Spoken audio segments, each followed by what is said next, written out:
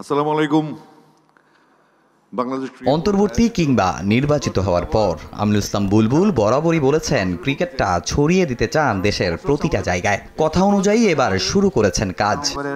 সকালটা ছিল একরকম, এক ছাতার নিচে এনেছেন দেশের 64 জেলার কোচদের, বিসিবি কাউন্সিলরদের সঙ্গে জেলা ক্রীড়া অফিসার ও একজন নারী ক্রিকেট উদ্যোক্তাও হাজির হয়েছেন বিসিবির এই ভিন্নধর্মী ক্রিকেট কনফারেন্সে। বুলবুল আমার সাথে থাকলে খুব ভালো হবে, দুজন ব্যাটিং করবো একসাথে। হাসি ঠাট্টার মাঝেই একে একে সবার সমস্যার কথা শুনেছেন প্রেসিডেন্ট। প্রেজেন্টেশনের মাধ্যমে আবার দিয়েছেন নানা দিক নির্দেশনাও।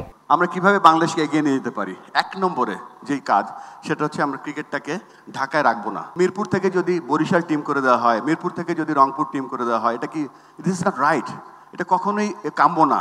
আমরা চাইবো আপনারা নিজেরা ডিভিশনাল টিম হবে, ডিস্ট্রিক্ট থেকে প্লেয়াররা উঠে আসবে এবং সেই কাজটা করার জন্য যেই ধরনের কাজগুলো বা যেই পাওয়ারগুলো আপনাদেরকে দেওয়া উচিত সেগুলো আমরা করব। তবে জেলা পর্যায়ে সবচেয়ে বড় সমস্যা মাঠ সংকট। একই মাঠে হয় ফুটবল ক্রিকেট, জানিয়ে সমস্যায় পড়তে হয় দুই ইভেন্টের খেলোয়াড়দেরই।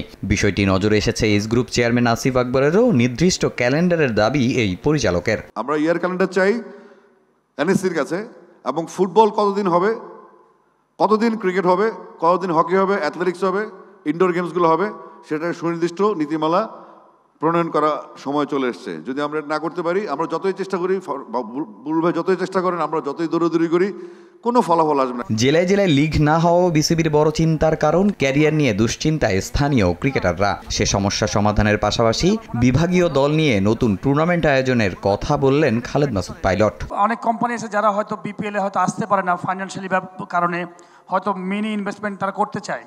তো এইরকম টিম, 4টা টিমকে নিয়ে প্রত্যেকটা জোনে 30টা 60টা প্লেয়ার, এবং একটা টিমে যদি 4টা টিম মানে যদি 7টা করে প্লেয়ার, 3টা করে ন্যাশনাল টিমের প্লেয়ার এবং একটা করে ওপেন ফরেন প্লেয়ার দিয়ে দিই, ওই জোনের ওটা টুর্নামেন্ট, যেটা ইন্ডিয়াতে আমরা অনেক সময় দেখছি বিভিন্ন এলাকায় টুর্নামেন্ট হচ্ছে। তো বেস্ট প্লেয়ার ওখান থেকে বেরিয়ে আসবে তখন তারা কিন্তু বিপিএল বা বাংলাদেশ টিমের জন্য অনেক ভালো সুন্দর একটা পারফরমেন্স করার একটা জায়গা পাবে। এছাড়া দুদিনের এই ক্রিকেট কনফারেন্সের প্রথম দিনে বয়সভিত্তিক পর্যায়ে অনূর্ধ্ব 19-এর পর আরও একটি টুর্নামেন্ট আয়োজনের পরিকল্পনার কথা শোনালেন বুলবুলের বোর্ড। তামিম হোসেন, সময় সংবাদ, ঢাকা।